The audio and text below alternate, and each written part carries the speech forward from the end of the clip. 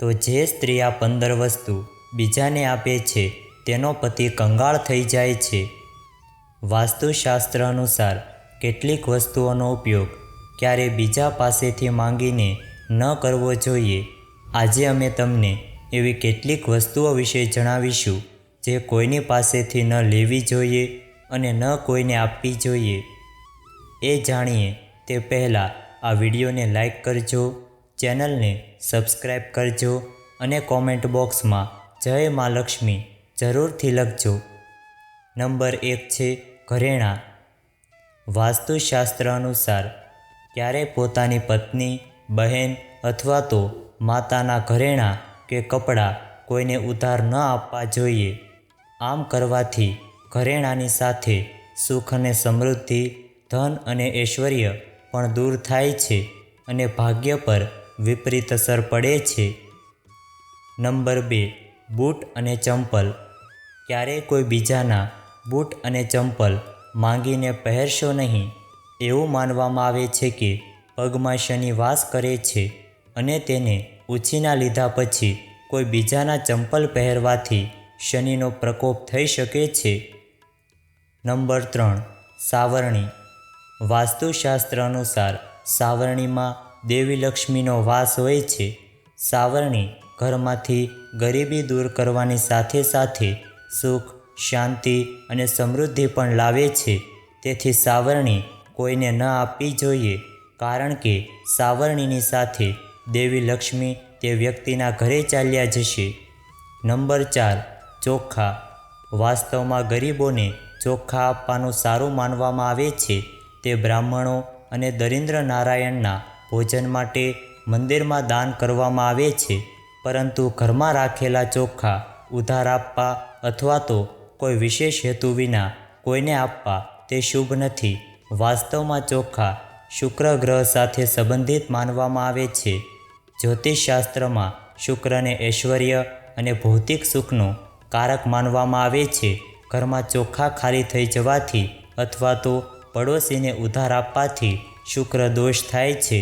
શુક્રના દોષના લીધે તમને પથારીમાં આરામ નહીં મળે, પરિવારમાં વિવાદો શરૂ થશે અને તમે જીવનમાં આનંદ અનુભવી શકશો નહીં. મન હંમેશા ઉદાસ રહેશે.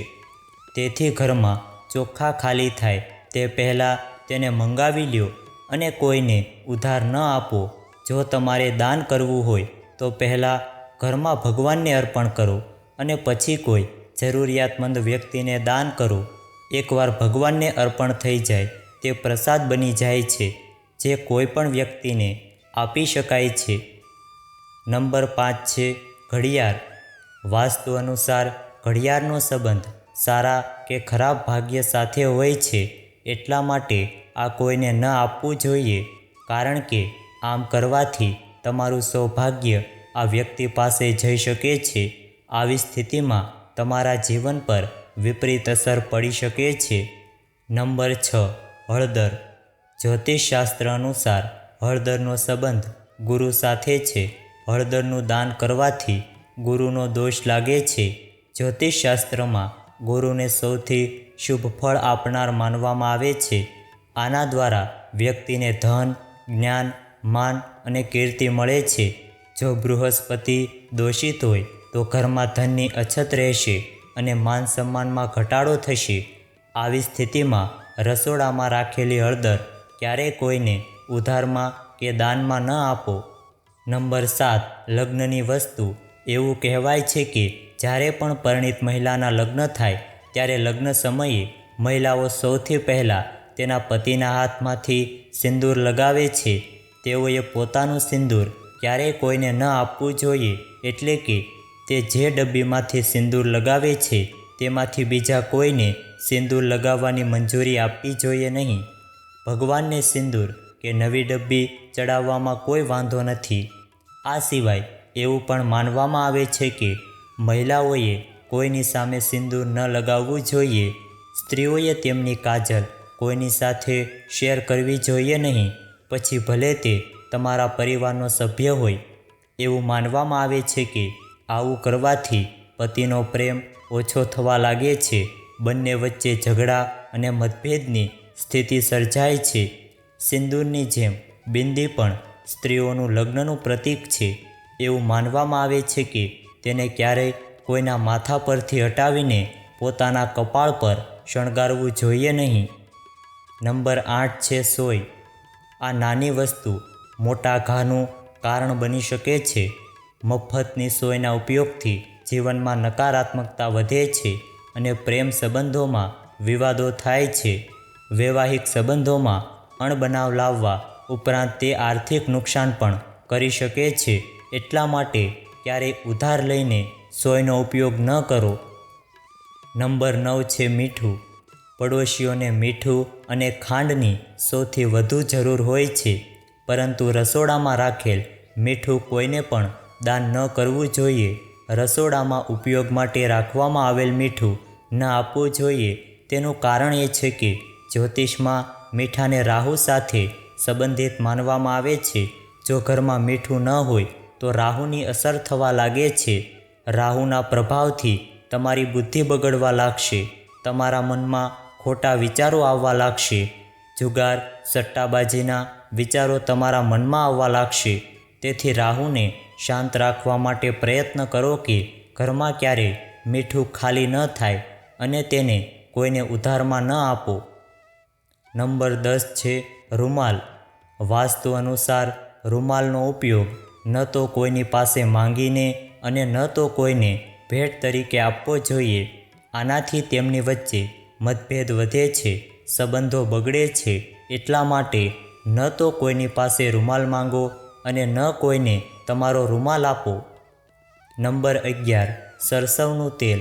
શનિના પ્રકોપથી બચવા માટે તમારા ઘરના રસોડામાં સરસવનું તેલ ક્યારેય સમાપ્ત ન થવા દો. ઉપરાંત તેને કોઈ પડોશીને ઉધાર આપશો નહીં. જ્યારે તમે તેને શનિ મંદિરમાં અર્પણ કરવા માંગતા હો અથવા તો પીપળાના ઝાડ નીચે દીવો પ્રગટાવો ત્યારે જ તેને ઘરની બહાર લઈ જાઓ. ઘરમાં રાખેલું તેલનું દાન કરવાથી તમે શનિના પ્રકોપનો શિકાર બની શકો છો. શનિના પ્રકોપની નિશાની બિનજરૂરી ટેન્શન, દરેક કામમાં અવરોધો કે પૂર્ણ થયેલું કામ બગડવું. આવી સ્થિતિમાં શનિને શાંત કરવાના ઉપાય કરો અને ઘરમાં સરસવનું તેલ ખાલી ન થવા દો. મંગળવારે અને શનિવારે ક્યારેય પણ સરસવનું તેલ ન લાવો અને આ દિવસે કોઈને દાન ન કરો. નંબર 12 છે લોખંડ. લોખંડને શનિ સાથે સંબંધિત માનવામાં આવે છે અને તેને કોઈની પાસેથી મફતમાં લેવું એટલે કે શનિદેવનો પ્રભાવ વધારવો. તેથી લોખંડનો મફત ઉપયોગ ઘરમાં ગરીબી લાવે છે, જ્યારે લોખંડની માંગ વ્યક્તિને આર્થિક મોરચે નબળી બનાવે છે. નંબર 13 લસણ અને ડુંગળી ન આપવી જોઈએ. જ્યોતિષશાસ્ત્રમાં કહેવાયું છે કે લસણ અને ડુંગળી સૂર્યાસ્ત પછી કોઈને પણ ન આપવી જોઈએ. તે કેતુ ગ્રહ સાથે સંબંધિત માનવામાં આવે છે. કેતુ ગ્રહ મેલી વિદ્યા સાથે સંબંધિત છે અને સૂર્યાસ્ત પછી ભૂલથી પણ કોઈને કેટલીક વસ્તુઓ ન આપવી જોઈએ.